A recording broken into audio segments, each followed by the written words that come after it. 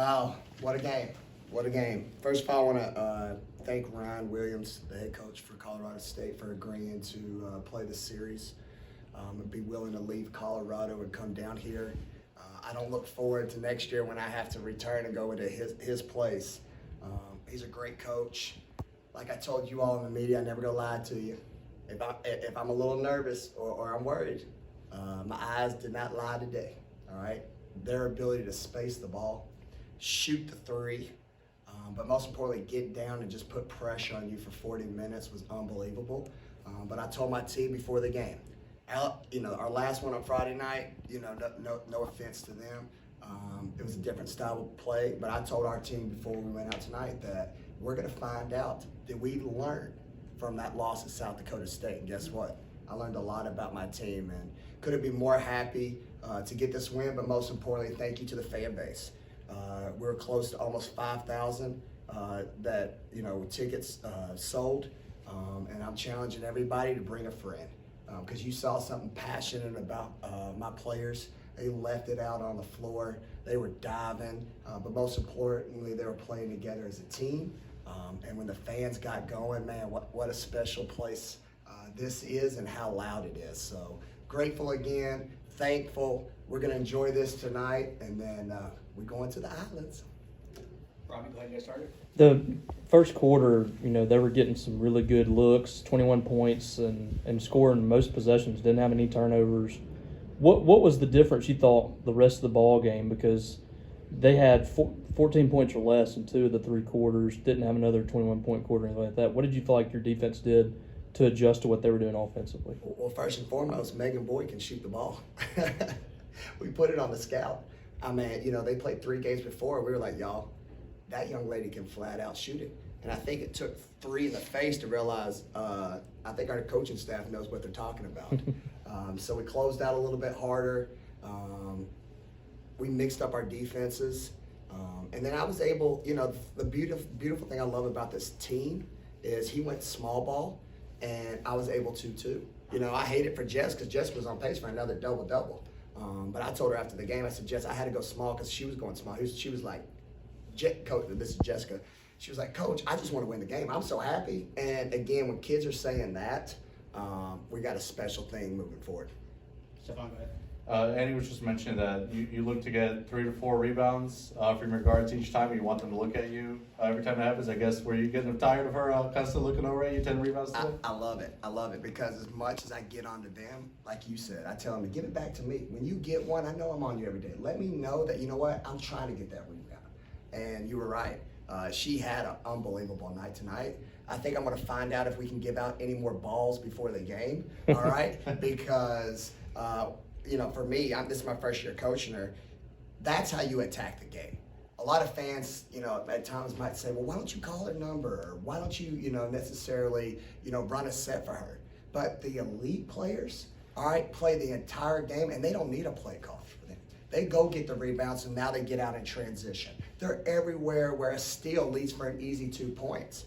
And I thought I saw the best game overall for her tonight in all those areas. If I could just follow up on that, I mean, we've seen nights where she's had a ton of assists, obviously know the scoring, crashed the boards tonight. I guess, how has she kind of embraced all the different roles on any given night, whatever the role may be for her? Awesome. I mean, that's who she is. I mean, we have once a week talks with my point guards, and she goes, Coach, she kept saying, I trust you. I believe in you.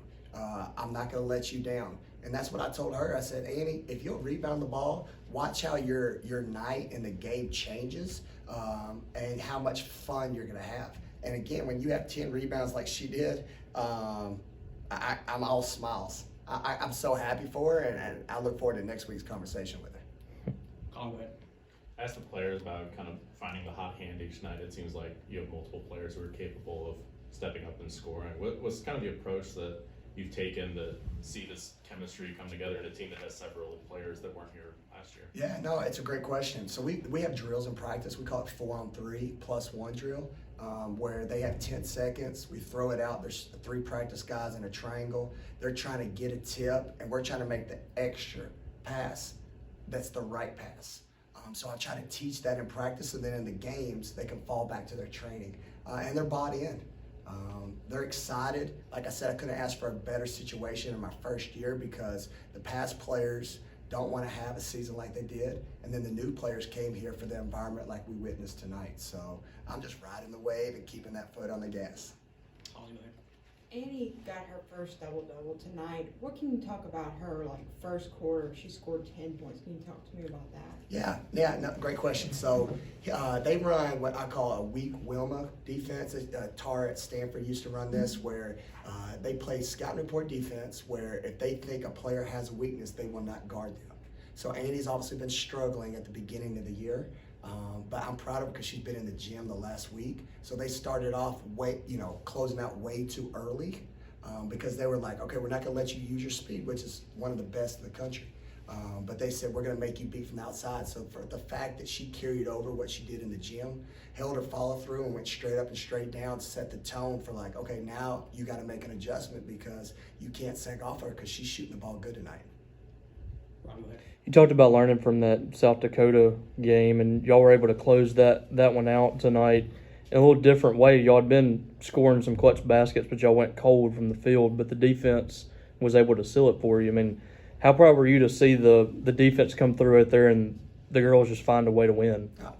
So excited because, again, we work hard in practice, and there's no greater joy as a coach than to see hard work pay off when the lights come on. And I mention that all the time. The lights were on, but guess who else's lights were on tonight? Ours. And again, I've said it multiple times. I'm a lot smarter coach when I played Danae Carter. All right?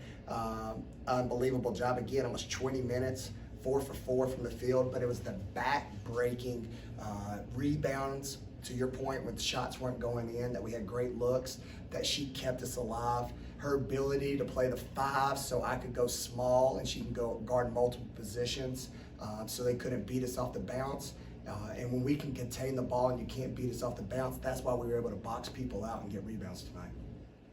Got time for 2 more for postgame. Stefan, go ahead. Well, I was going to ask about Puerto Rico coming up with, the two games in 3 days that you just had. Obviously, you got back-to-back days coming up. I know it's only November, but based on your experience at Louisville, I guess how much do these kind of tournaments, quick turnarounds, translate to when you get ready, for the NCAA tournament and the SEC tournament, things like that? Yeah, well, it's huge because to your point, you got quick turnaround, so I get to learn a lot about my team. So then hopefully we get to March so I can reference this back. Okay, the preparation, enjoy the night, but quick, change the mind.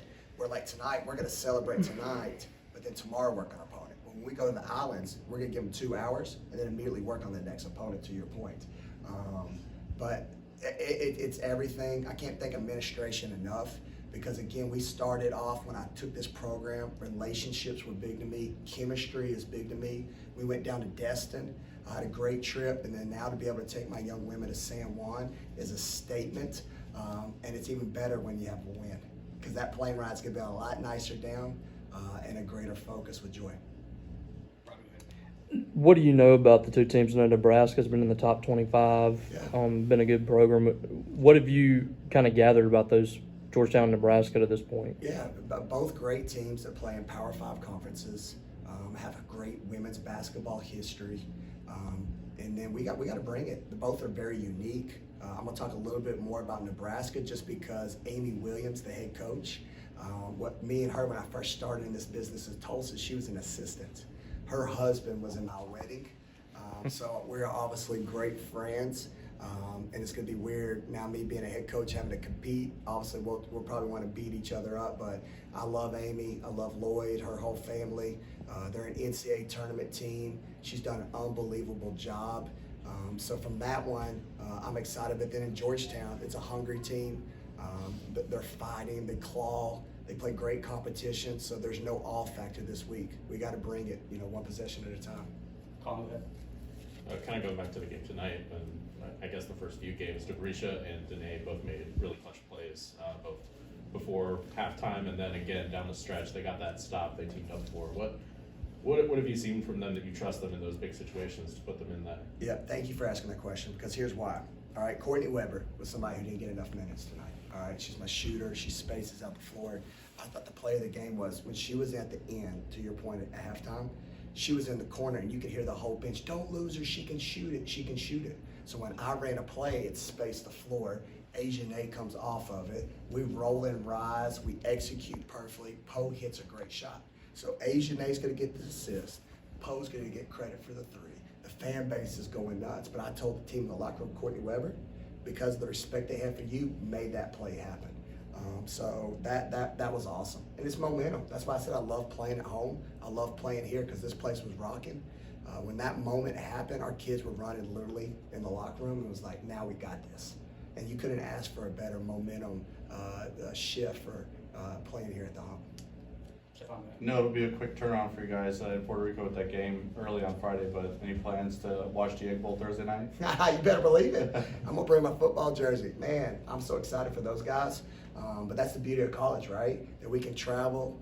We can hopefully get the game, no pressure. You're the best SID in the country, but after I get back, if we don't get the game, we might have to demote them. But We'll get the game. Yeah, we'll get the game. But yeah, there's no doubt we're going to watch. We know how much, as a Mississippi State student, fan, alumni, all of us employees, that game means.